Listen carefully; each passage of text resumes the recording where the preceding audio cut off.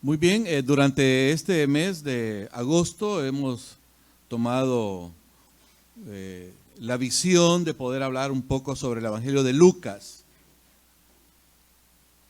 y poder transmitir la imagen que el evangelista nos da acerca del Jesús incomparable.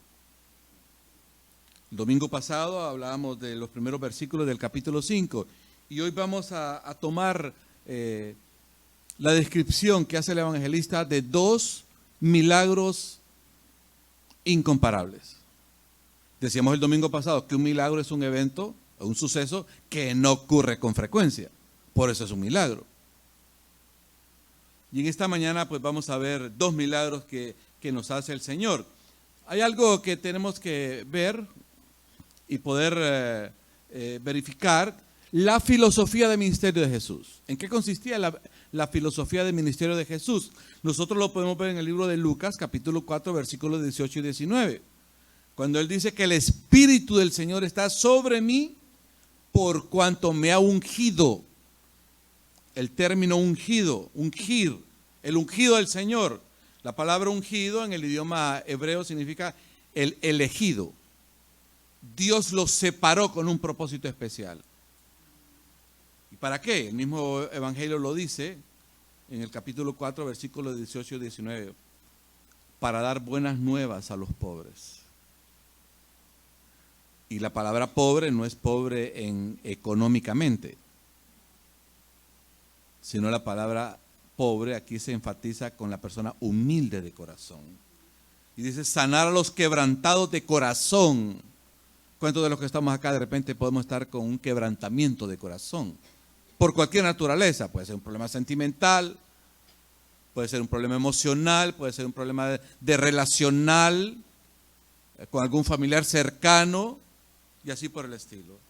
También Jesús dice que Él vino a pregonar libertad a los cautivos, vista a los ciegos. O sea, hay un énfasis en Jesús con respecto al poder que Él tiene para sanar. Sanidad. Y aquí el Señor se presenta como el Hijo del Hombre. Usted lo puede ver en el pasaje que leíamos. ¿Qué quiere decir eso del Hijo del Hombre? Bueno, el Hijo del Hombre realmente es un título mesiánico. Tenemos en la pantalla. Se refiere a su humildad, humanidad y a su eterna gloria.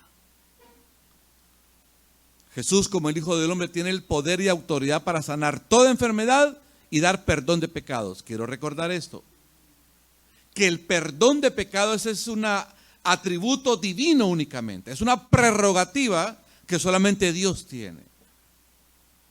Y en ese momento, cuando Jesús se toma esa prerrogativa, significa que Jesús es divino también. Él es Dios. Ahora vamos a ver, nuestro tema en esta mañana es para que sepamos. En el pasaje que leía nuestra querida Marta, en un momento dado Jesús dice, para que sepáis. Y hoy el mundo necesita saber quién es Jesús.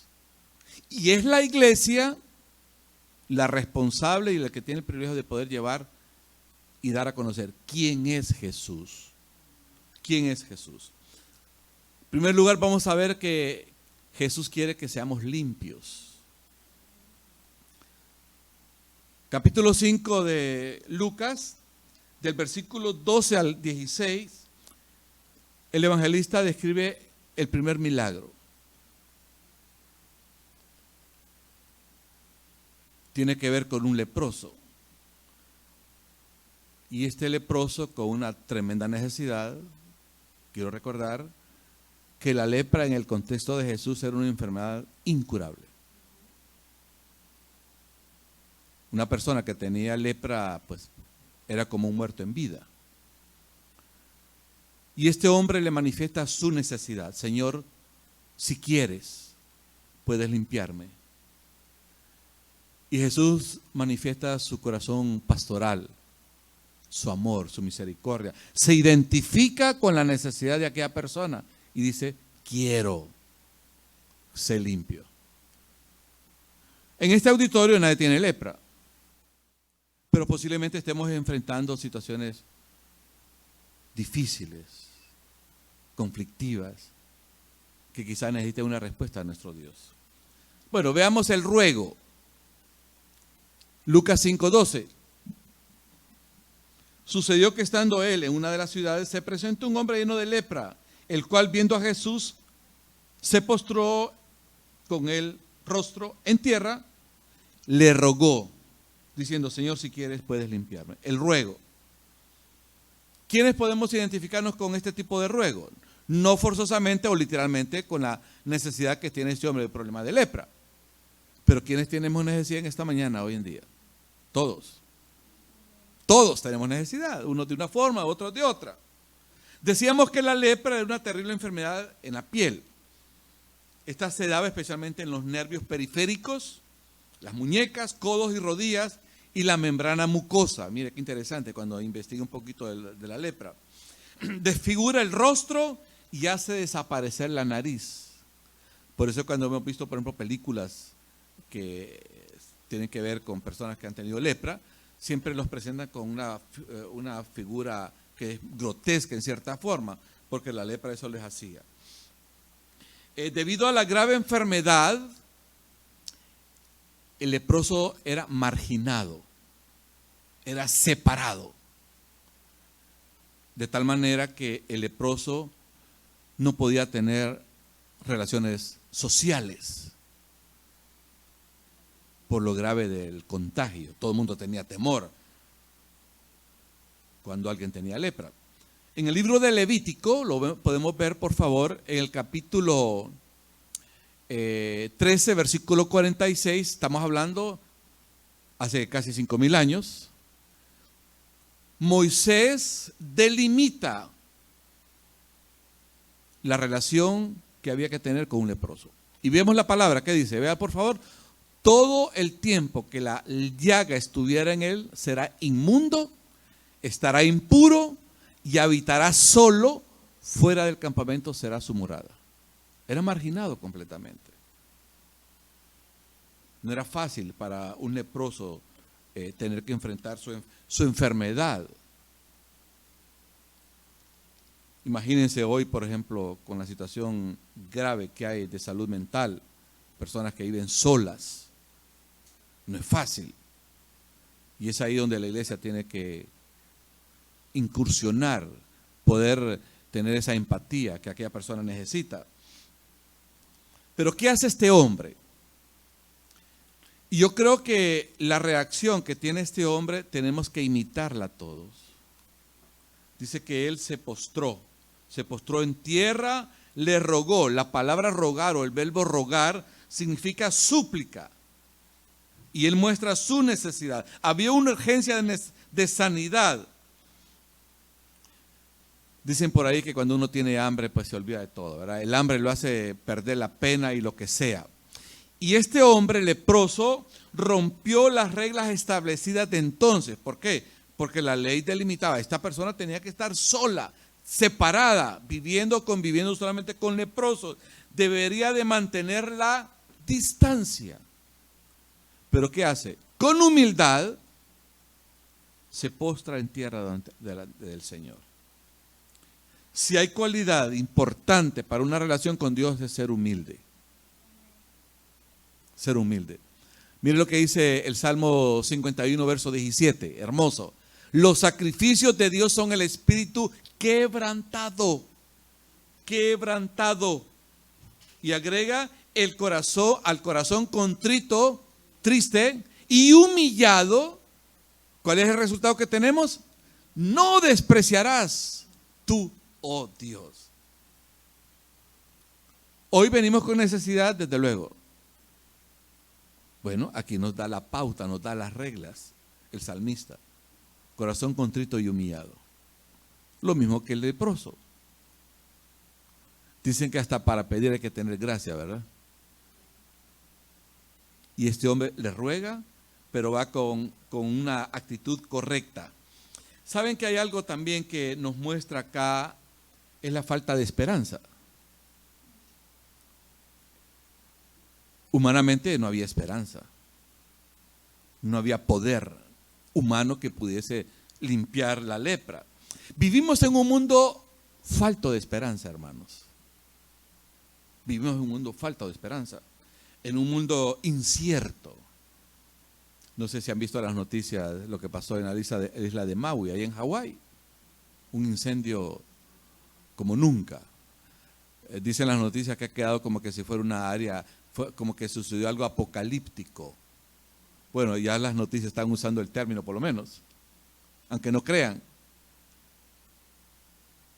Gente que tenían casas, no sé de cuánto valor, perdió todo. La gente ha quedado sin esperanza. Un mundo incierto. En el libro de Romanos, capítulo 4, versículo 20 y 21, hablando de Abraham, Dios le hizo una promesa a Abraham. Iba a ser padre, iba a ser papá.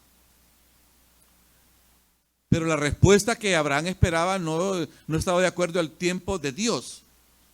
No siempre el tiempo de Dios está de acuerdo a mi tiempo. ¿Y qué sucede? Que yo siempre quiero que el tiempo de Dios se ajuste a mi tiempo, a mi agenda. Abraham tuvo que aprender eso. Y dice el escritor, Pablo, el evangelio el apóstol Pablo, en el libro de Romanos capítulo 4, dice, nunca dudó de que Dios cumpliera su promesa. Está hablando de Abraham. Al contrario, su confianza era cada vez más firme y daba gracias a Dios. Abraham estaba completamente seguro de que Dios tenía poder para cumplir su promesa. Estamos hablando de esperanza. Todos necesitamos esperanza. Mis planes, mis proyectos. Yo confío y espero que Dios vaya a responder a mi necesidad. Y decíamos, hermanos, que estamos viviendo en un mundo falto de esperanza. Los políticos no tienen respuesta. Y el problema es que la sociedad y la humanidad entera no está buscando en Dios la respuesta a sus necesidades. Miren, no quiero entrar en un problema de amarillismo o sensacionalismo, pero yo le he comentado a Gladys que no sé hasta dónde nos va a llevar, por ejemplo, lo de la inteligencia artificial hoy en día. Estaba leyendo que una iglesia luterana en Alemania ya predicó la inteligencia artificial. O sea, ya hicieron al lado del hombre. O sea, ya cuando la inteligencia artificial toma el lugar del hombre, ya Dios ya se hace a un lado, no hay Espíritu Santo, no hay unción, no hay nada. ¿Qué puede sentir la inteligencia artificial? Nada, no es humano. ¿Hasta dónde nos estamos llevando eso? Falta de esperanza. No hay esperanza. Pero hay otro elemento importante con esto que es la fe. ¿Qué es la fe? La fe es la seguridad que Dios cumplirá sus promesas. ¿Tenemos esperanza en eso? ¿Tenemos confianza en eso? Obviamente que sí. Aunque muchas veces las situaciones se vean difíciles. Este hombre de esta lepra no tenía esperanza alguna, pero buscó en la única persona, humanamente hablando, que tenía el poder y la capacidad de responder a su necesidad. Vayamos en Cristo, el Cristo incomparable, para que pueda responder a mi necesidad. Ahora, ¿en qué consiste su petición? Veamos, por favor. Señor, si quieres, puedes limpiarme. Cuando uno interpreta o quiere darle una interpretación semántica a la pregunta que es, si quieres, como que decimos, este hombre dudaba. Realmente no. No. Este hombre le está dando la prerrogativa a Jesús que responda. No lo obliga, que es muy diferente. Y yo quiero, así, de una forma rápida, poder referirnos a esas situaciones que se da hoy en día cuando decimos, por ejemplo, el decreto. Yo decreto. Mire, o yo pacto. El hombre no tiene capacidad ni para decretar ni para pactar. Esa es una prerrogativa de Dios. La sanidad se puede dar como no se puede dar. Esa es la voluntad de Dios. Por ejemplo, Pablo, creo que Pablo tenía el poder de sanidad, pero él tenía un problema de enfermedad. Dice en 2 Corintios que él tenía algo que ahí le molestaba. No se sabe si era un problema de ojos, era un problema de su aspecto físico, lo que sea, pero había algo en sí que no estaba bien. Su hijo en la fe, Timoteo, usted lo puede leer en sus cartas, tenía un grave problema de estómago, ¿se recuerdan? Por causa de tu estómago, ¿qué le dice? Bebe un poco de vino. Hay que aclarar, no le está fomentando que entre en el problema de alcoholismo, no está fomentando el uso del alcoholismo, sino que, ¿por qué le recomienda un poco de vino? Porque entendamos que la calidad del agua en el tiempo de Jesús, o en el tiempo del Nuevo Testamento, era una calidad de agua muy mala. Entonces, probablemente también Timoteo, su salud no era buena, entonces viene Pablo y le recomienda el uso adecuado y moderado del vino para un problema de salud. Entonces, tenemos que entender esto, ¿verdad? Que aquí lo que este hombre leproso le está dando a Jesús, le está permitiendo a Jesús, Señor, sáname si tú quieres. No exige, pero confirma su fe y esperanza acercándose al Señor. Ahora veamos la respuesta que Jesús le da. Ok, aquí hay un riesgo humano de parte de Jesús. Lo toca y dice, quiero ser limpio. Un riesgo humano, decíamos, porque había un problema de contagio. Pero Jesús es Dios y sabe qué puede hacer.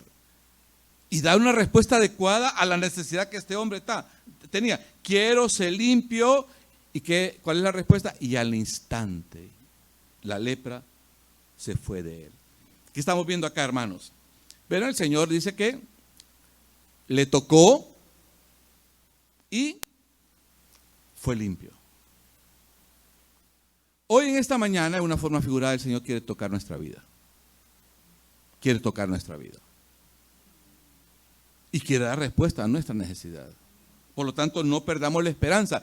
Y vemos por otro lado aquí la palabra autoritativa, eficaz y poderosa de Jesús. Por eso Jesús es incomparable. Incomparable. Ahora veamos algunas consideraciones importantes. ¿Qué es lo que el Señor le recomienda ahora a este hombre? Vea el versículo 14, por favor. Versículo 14 al 16. ¿Qué le dice el Señor? Muéstrate al sacerdote. ¿Por qué?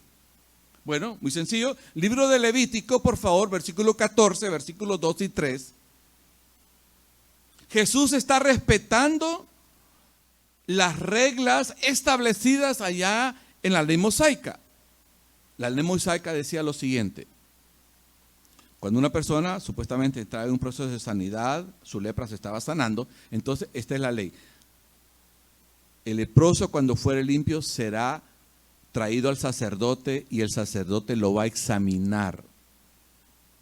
O sea, el sacerdote era la única persona calificada y autorizada para comprobar que ese leproso efectivamente estaba en el proceso de sanidad. Entonces viene Jesús y respeta eso. Pero ¿por qué más creen ustedes que mandó al sacerdote? Lo mandó. Testimonio. Testimonio. El sacerdote iba a decir, sí, este hombre es sano. Jesús no busca fama. Y lo podemos ver a través de la otra recomendación que le da al leproso. Vea por favor capítulo 5. Versículo 14, le mandó que no dijese a nadie, sino le dijo, muéstrate al sacerdote y ofrece por tu purificación, según mandó Moisés, para testimonio de ellos. Interesante esto. Sin embargo, a pesar de que Jesús no busca fama, mire por favor algunos versículos. Versículo 15, su fama se extendía más y más. Hay otro versículo. 4:37, siempre de Lucas, dice, su fama se difundió por todos los lugares. ¿El Señor buscaba fama? No. Y tengo que reconocer que si hay elementos o hay una situación que a veces todos buscamos, los pastores, los líderes religiosos, es el prestigio, ser conocidos. Y a veces estamos en esa pugna, en esa lucha. ¿Quién es el pastor más reconocido y más prestigioso de la ciudad? Entramos en esa lucha. Jesús no entra en eso y nos enseña a ser humildes. A ser humildes.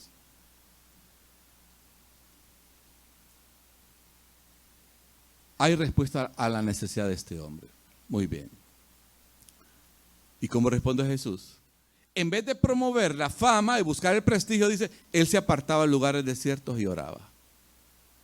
Hoy a través de las redes sociales buscamos que la gente nos conozca. Que la gente tiene que saber quién es Rafael Misco, el pastor ahí en Montreal, y así por el estilo. Jesús me enseña a apartarme en lugares solo y orar. Y esto es para nosotros también. Amén, iglesia. Muy bien, número 2. Jesús tiene autoridad para sanar y perdonar pecados. Y eso es algo que nosotros necesitamos saber hoy día. Recordarlo y tenerlo presente. En el versículo 17 dice que Él enseña. Capítulo 5, verso 17, vea su Biblia. Jesús enseña. Pero dentro del auditorio que Jesús tiene en ese momento, se agregan dos grupos de personas. Verso 17, vea su Biblia. Aconteció un día que él estaba enseñando y estaban sentados los fariseos y doctores de la ley, los cuales habían venido de todas las aldeas de Galilea, de Judea, de Jerusalén, y el poder del Señor estaba para sanar. ¿Cuál era el propósito de esa persona estar ahí? ¿Qué creen? Estaban ávidos, queremos aprender del Señor. No. Hay una oposición. Esas personas están ahí para censurar, cuestionar y oponerse a lo que Jesús enseña. No sé si ustedes en un momento dado han estado de repente cuando les toca enseñar o predicar, cuando sentir que hay oposición en ciertos hermanos. ¿Cómo se siente uno? ¿Cómodo? No. A mí me tocó en una iglesia. Éramos pastores y había cierta oposición con algunos hermanos, líderes. Y cuando yo decía algo, ellos en una forma sarcástica decían, amén. Y es incómodo en el espíritu uno sentir la oposición. No es fácil. Pero el Señor nos llama a tener que enfrentar esas cosas. Luego acá vemos que el Señor va a operar sanidad. Hay un paralítico. Veamos lo que dice la palabra. Este hombre por 4 amigos lo llevan a la presencia del Señor. Pero veamos qué es lo que dice la palabra. Capítulo 5, verso 18.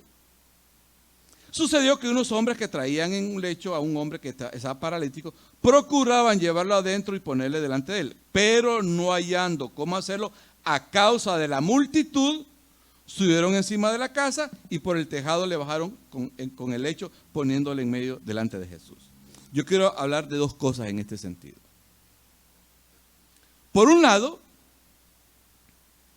está la multitud que sirve como de muro para que estas personas pudiesen llevar a este hombre que está con una necesidad. ¿Cuál es el trabajo de la iglesia? ¿Cuál es la responsabilidad de la iglesia, hermano? La responsabilidad de la iglesia es hacer puentes. Puentes para aquella persona que está con necesidad. ¿Cuántas personas de repente vienen a CCF con necesidad? No las atendemos y se van con su necesidad. Ni de repente una plática, ni un saludo, ni nada por el estilo. De repente podemos caer en cierto fariseísmo, cierto legalismo, porque ya lo vemos de repente su apariencia física no es muy agradable. Muchas veces queremos que la gente que venga a la iglesia sea bien comportadita, que venga así con saco, con corbata, pero a veces lo vemos tal vez no bien arreglado como uno, según las normas que a veces hemos establecido en la iglesia. No estoy en contra que vengamos bien vestidos, ¿verdad? Tampoco estamos promoviendo que la gente venga vestida como quiera. Pero a veces entramos en esa situación de que tal vez no viene, esa persona no tiene tal vez la experiencia o la costumbre de iglesia. ¿Cómo hay que venir a la iglesia vestido? Y tal vez no viene en esa forma. Entonces la rechazamos. Y no servimos de puente a esa persona. Pero por otro lado están estas 4 personas que intentan llevar a este paralítico esa multitud no los permite ingresar, ¿y acaso se desaniman? No. Se las ingenian, o sea, este amigo nuestro tiene necesidad. Y la única persona que puede dar respuesta a esa necesidad es Jesús. Y miren, y hacen lo que menos se espera: subirse al techo de la casa, abrir un agujero y descenderlo por ahí. Ahora, me encanta Jesús. Quiero decirles algo. Si hay algo que a mí no me gusta, son las sorpresas así que tienen que ver, por ejemplo, en el ministerio. Pastor, fíjate que se me olvidó tal cosa. O que a última hora esa persona tenga una responsabilidad en el culto y me mande un mensaje de texto faltando 5 minutos para el culto y decirme, fíjate, pastor, que no puedo llegar. No me gusta eso. A la inversa, yo no le voy a decir a los ancianos, hermanos ancianos, fíjate que hoy no puedo llegar faltando 15 minutos para el culto. Estoy enfermo o lo que sea. O sea, no es así. Pues de repente hay cosas lógicas, tiempo y cómo hacerlo, cómo hacer llegar eso. Jesús no tiene problema en ese sentido. Si ahorita en este momento entrar una persona ebria, comenzar a gritar o alguien que no conocemos y hace un espectáculo ahí de lo que sea, uno se descontrola. ¿Se imaginan? La persona, Jesús está predicando y de repente el cielo comienza a abrirse, el techo, y comienza a caer material y le descienden a aquella persona, pero Jesús mantiene el control. Mantiene el control. Quiero preguntar en esta mañana, hermano, y esta pregunta es personal: ¿cuántas situaciones en la iglesia provocamos que la gente se ausente? Repito, ¿cuántas situaciones que yo he provocado hace que la gente se ausente? No somos amigables, tenemos falta de misericordia, falta de amor, falta de solidaridad, nos volvemos sumamente legalistas. ¿Qué es un legalista? Es aquella persona que agrega elementos extrabíblicos al andar cristiano. Tenemos que ser creativos como estas 4 personas que llevan a este paralítico. Fueron persistentes, fueron a la persona correcta, mostraron fe y esperanza. Ahora, ¿con quién nos identificamos en esta mañana? ¿Con la multitud que sirve de muro, bloqueando para que estas 4 personas llevasen a aquel hombre con necesidad? ¿O nos identificamos con estos 4? Que no importa la multitud que los obstaculiza, no, aquí hay que buscar cómo le hacemos. Me encanta ese tipo de personas. A veces es fácil traer los problemas, pero a mí me encanta la persona que trae un problema, pero trae la respuesta, trae la resolución. Mire, pastor, fíjate que está sucediendo esto, pero vamos a hacer esto. Wow, eso a mí me gusta. Y que pastor no necesita personas que vengan a resolver problemas, no a venir a agregar los que ya tenemos. Jesús opera y le dice tú. El Señor responde con algo que de repente causa sorpresa y rechazo de parte de los oyentes. ¿En qué consiste? El perdón de pecados. Decíamos al principio que en el grupo están los doctores de la ley y los fariseos que se oponen al Señor. Y el Señor le dice a este hombre con necesidad de salud, le dice: tus pecados te son perdonados. Ahora veamos la palabra. Verso 21. Entonces los escribas y los fariseos comenzaron a cavilar. ¿Saben qué es cavilar? Comenzaron a cuestionar. ¿Y quién es este que habla blasfemias? Y vuelven a preguntar: ¿y quién puede perdonar pecados si no solo Dios? Ahora yo les pregunto, ¿tienen razón los escribas y los fariseos de cuestionar eso? ¿Tienen razón? Sí, tienen razón. Ya les voy a explicar por qué. La única persona con capacidad para perdonar pecados es Dios. Pero ellos cuestionan: ¿y quién es Jesús que puede hacer eso? ¿Quién es Jesús? Y el Señor va a responder a a esa inquietud y a ese cuestionamiento que están haciendo a su autoridad. El Señor es confrontado y muestra su autoridad. ¿Quién es este que habla blasfemias? ¿Quién puede perdonar pecados sino solo Dios? Y tienen razón. Pero ahora veamos, veamos lo que el Señor hace. Yo quiero referirme a este escritor, Josh McDowell, y les recomiendo su libro, un libro que fue un éxito de librería en la década del 70, Más que un carpintero. Josh McDowell afirma lo siguiente. Primero, ningún líder religioso dijo ser Dios. Jesús sí lo afirmó. ¿Qué más? En 1 Juan 5:20 dice la palabra: estamos en el verdadero, en su Hijo Jesucristo. Este es el verdadero Dios. ¿Qué más? Recibió, dice McDowell, el honor y adoración que solo el Padre Dios recibe. En el libro de Mateo, capítulo 14, verso 33, dice: entonces los que estaban en la barca vinieron y le adoraron, diciendo: verdaderamente eres el Hijo de Dios. Y en el libro de Apocalipsis, capítulo 5, verso 13, ya en los finales de los tiempos, cuando Juan, el apóstol, tiene el privilegio de ver esta adoración allá en los cielos, dice que en la adoración agrega: al que está sentado en el trono. ¿Quién está sentado en el trono? El Padre. Y al Cordero. ¿Quién es el Cordero? Jesús.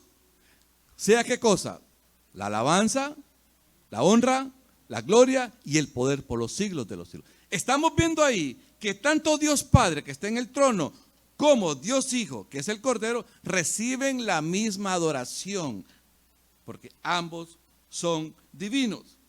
Ahora, Jesús dice que muestra su autoridad sobre la sanidad también.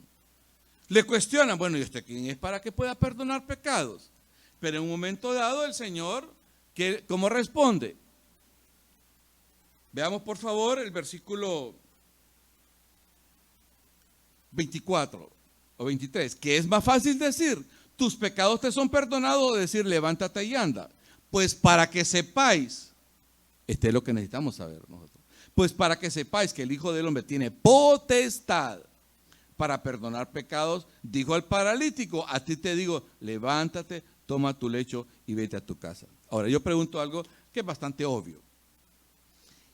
¿Era demostrable de parte de Jesús que los pecados de este paralítico habían sido perdonados?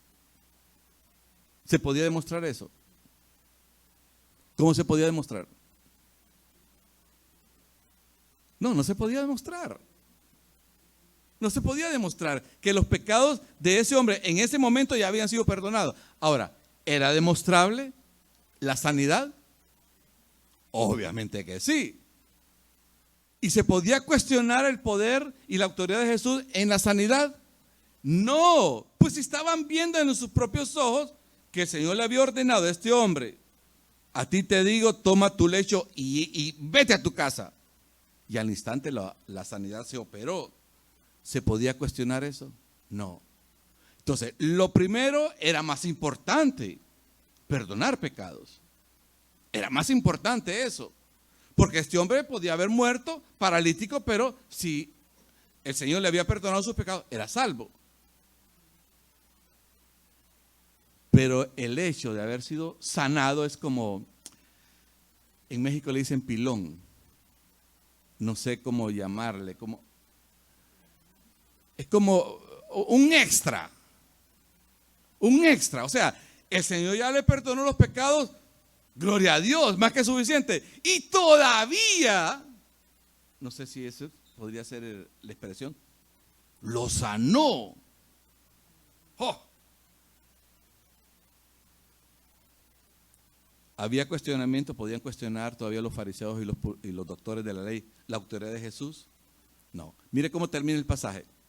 Vea el verso 26. Y todos, sobrecogidos de asombro, glorificaban a Dios y llenos de temor decían: hoy hemos visto maravillas. Oh, qué interesante esto. Afirmar que los pecados estaban perdonados era fácil y sencillo, pero no había manera de confirmar el hecho. Pero la salud no se podía cuestionar. Todos estaban viendo, wow, este hombre estaba paralítico y está caminando. No se puede cuestionar. Jesús es Dios. Jesús es divino. ¿Cómo negarlo? No se podía. Al instante, levantándose en presencia de ellos, los fariseos y los doctores de la ley, el Señor le ordena, para que ellos que lo cuestionaban vieran su autoridad y su poder. Ok, veamos algunos apuntes ya finales. La autoridad de la palabra del Jesús incomparable queda demostrada una vez más sanando y perdonando pecados. Nadie más puede perdonar pecados. Esa es una prerrogativa de nuestro Dios. Ahora yo quiero agregar aquí, hoy todavía el Jesús incomparable sigue sanando y perdonando pecados a todo aquel que le busca. El Señor sigue demostrando su poder y su autoridad. Y número 3, ¿cuál es nuestra necesidad hoy en día? ¿Cuál es tu necesidad? Bueno, imitemos la fe del leproso y de los 4 que llevaron al paralítico. Nunca seremos defraudados por el Jesús incomparable. Nunca. No importa cuál sea tu necesidad, cuál sea tu problema, cuál sea tu situación. Jesús tiene poder. Y en esta mañana, que nuestra esperanza y nuestra confianza de las situaciones que vamos a enfrentar esta semana, podamos buscar en Jesús la respuesta. Señor, ayúdanos. Amén. Señor, te damos gracias por la palabra en esta mañana. Quiero poner en tus manos nuestras necesidades. Y así con los ojos cerrados, quiero preguntar, ¿tienes tú alguna necesidad? ¿Quieres levantar tu mano y decirle, Señor, aquí está mi necesidad? Tómala. Muy bien, veo tu mano. ¿Alguien más? Veo tu mano, veo tu mano. Muy bien, veo tu mano, veo tu mano. Muy bien, veo tu mano, hermano. Ahí, hermana, también veo tu hermano. En esta mañana, Señor, los que hemos levantado la mano y los que no lo hemos hecho, pero tenemos algún tipo de necesidad. Señor, nuestra esperanza está en ti. Tú eres el Dios incomparable. Tú eres el Jesús incomparable, que me ama y quiere lo mejor para mí. Quizás estoy enfrentando algo que yo mismo lo he provocado, o ha sido algo que no lo he podido controlar. No importa. Señor, aquí está mi necesidad. Aquí está mi necesidad. Tú le respondiste al leproso, quiero ser limpio. Tal vez no necesitamos ser limpios por un problema de lepra, pero quizás necesitamos la palabra de esperanza, de consuelo, de ánimo. Quizás necesitamos una palabra de estímulo. Me siento débil, me siento triste, me siento defraudado, lo que sea. Vengamos a Cristo y depositemos nuestra necesidad delante de Él. Señor, gracias porque siempre tienes una palabra adecuada para mi necesidad. Bendito seas, bendito seas. Bendice las ofrendas de esta mañana, que podamos darte con alegría. En el nombre poderoso de Jesús, y todos decimos, amén, aleluya.